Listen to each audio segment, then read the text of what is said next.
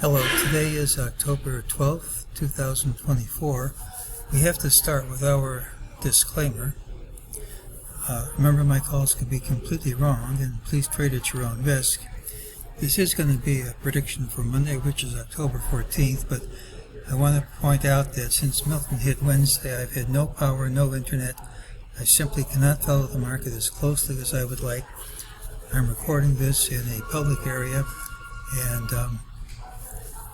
I just can't talk very much or very loudly without disturbing other people. We now have 3 MEJT targets at lower prices which haven't printed. The most recent one was on Friday. That still is an active pattern, 5804.32, and if we don't gap up smartly, that's what my call has to be. Now, what about all these other failed targets? Well, about every 6 months I get a cluster of failed targets that doesn't print, but in the past they've always printed. This is a good time to review the long-term track record of the system. I have standard targets and ultimate targets. This is if you count 2023 here, this is a 22-year period. We get about 500 standard targets a year, so that's about 11,000 targets. How many haven't printed? There's 10, 20, 27, 37, and 3, 40. Is that, did I do that right? And 9. So 49 haven't printed in 22 years. So between 2 and 3 targets a year don't print. And that's out of 500 targets a year.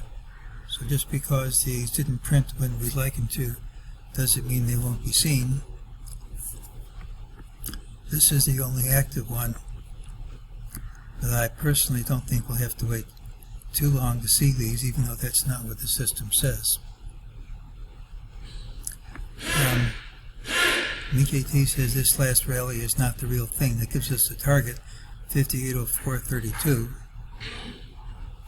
We're still within the range of DeMark's sell signals.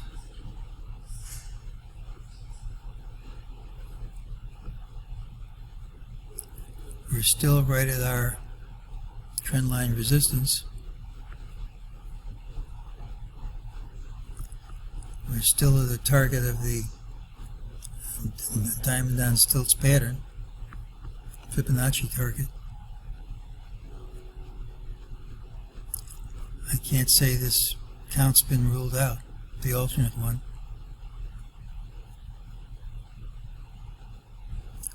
These are the patterns we should see next week.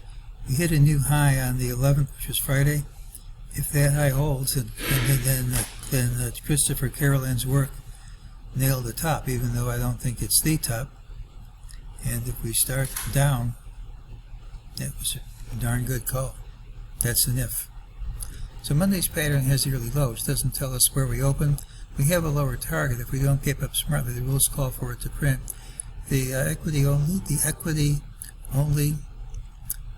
put to call ratio has given a sell signal. The last one didn't work, but these things are pretty accurate. We have a new sell signal here. It means too many people are going long. Too many people are getting calls compared to the number of people getting puts. Sentiment indicators aren't really specific signals, but they don't have to come to the day, but this one usually comes reasonably close to the day. Now, I haven't had any power or internet in my house since Hurricane Milton hit on Wednesday, and Florida Power and Light says I won't have any before next Wednesday. I just can't follow the market as closely as I would like to. I'm probably not going to make any trades until power is restored.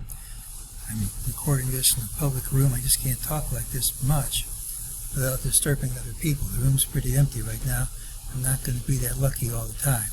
So because of this, I just might not be able to do a video every day. I still think we're in an area of a top. I don't think this was enough to change anything, particularly when we hit a new high and just couldn't hold on to it at the close. So